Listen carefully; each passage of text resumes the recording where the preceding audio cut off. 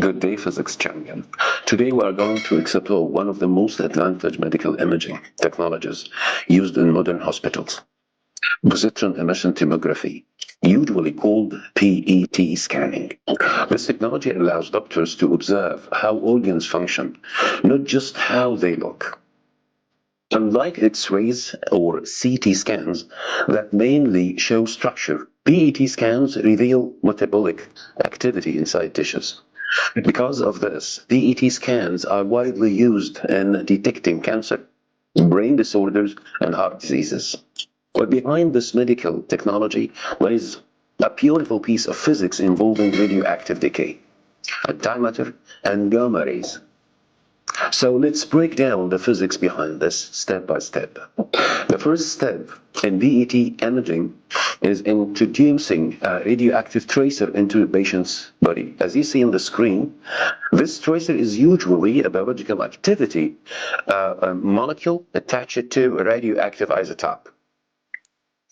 A common example is fluorine 18, which is attached to glucose to form a compound called FDG. This is short for fluorodeoxyglucose. Since many cells in the body use glucose for energy, this compound naturally travels through the bloodstream and accumulate in tissues. Certain tissues, such as cancer cells, use glucose much faster than the normal cells. As a result of this areas absorbs most or more of tracer, making them easier to be detected. But the real physics behind this, the radioactive isotope using PET scans undergoes a process called beta or beta plus decay, also known as positron emission.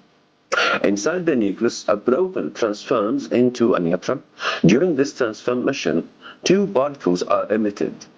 A positron, which is the antimatter counterpart for electrons, and neutrino, which carries away some of the energy. The nuclear reaction can be written as proton produces neutron, positron, neutrino.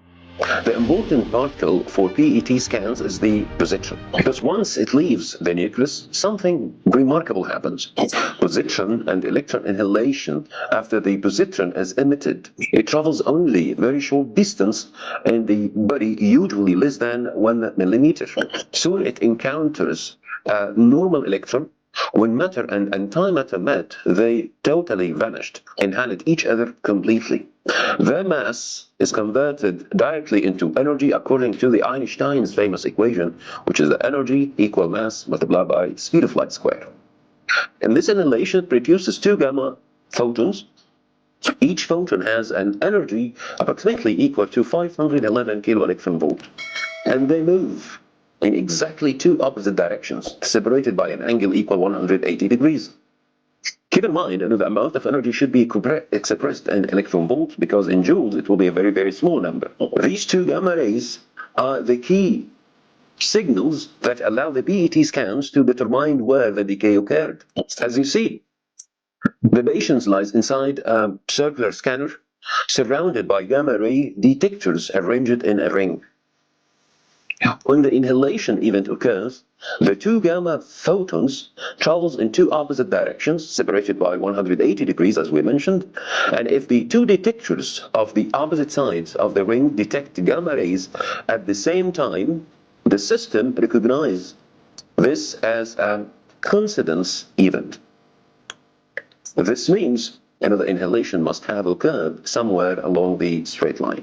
By recording thousands of these events, the scanner collects enough information to reconstruct the distribution of the radioactive tracer inside the body. A powerful computer processes all the coincidence detections using reconstructions algorithms. It calculates where the inhalations event mostly like occur. This allows the system to generate a cross-sectional image of the body showing how the tracer is distributed. Regions that absorbs large amount of tracer appears brighter and more colorful on the image comparing by the other points. Because cancer cells often have a higher metabolic activity, they appear as a bright hotspots on the PET scans. This makes PET scanning extremely useful for detecting tumors and monitoring treatment. PET scanning provides information about function and metabolism, not just structure. This makes it particularly useful for detecting cancers, studying brain activity, and diagnosing heart diseases. However, PET images alone have relatively low anatomical detail. For this reason, PET scanners are often combined with CT scanners, producing PET-CT images. The CT scan provides the anatomical structure, while PET scans show metabolic activity. Together, they provide a much clearer image for the doctors. Now, let's summarize the physics behind PET scanning. As we mentioned, first, radioactive tracer is injected into the patient. The isotope undergoes beta plus decay emitting. Beta plus decay emitting a positron.